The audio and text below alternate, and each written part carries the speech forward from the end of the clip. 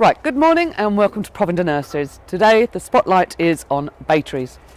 You may think, why are we doing a spotlight on bay trees? Everybody knows what a bay tree is, everybody knows what a bay tree does. And you probably do.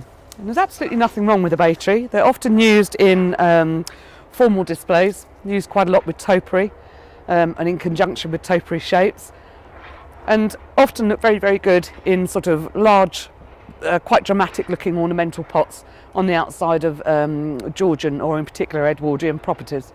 So the ordinary bay tree, which you're extremely familiar with, as you can see, has this larger leaf. So this is the bay tree you're all familiar with. But over the last 2-3 years, there's been some new introductions with a slightly smaller leaf. So this is a bay tree called Bay Junior. As you can see, it has a much smaller leaf than the ordinary bay tree. The growth, as you can see, is a little bit more dense because of that. So you do get a better dense coverage towards the centre of the head.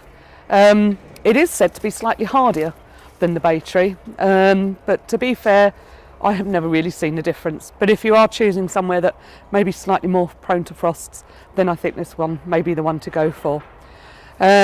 Just as scented, has all the great properties of, does seem to flower slightly less. So sometimes when you get the buds on an ordinary bay tree, which can sometimes, in some people's opinions, mar the look a little bit, you've got a lot less of that going on the Bay Junior. So Bay Junior, worth checking out. It's a great little alternative. Okay, so as I just mentioned, with the bay trees, because they're so extremely popular for topiarising, there are various different sizes available. Can be slightly confusing sometimes with bay trees, because you have quite often a standard which isn't the same measurement standard as an ordinary ornamental tree, but they're actually measured by head size as well. So if you want a good standard bay tree with a decent head size, when you're putting it in for a quote, try and ask for the head size. That actually makes things a lot quicker. So this is classed as a standard, so nice good clear straight stem, look perfect in a pot.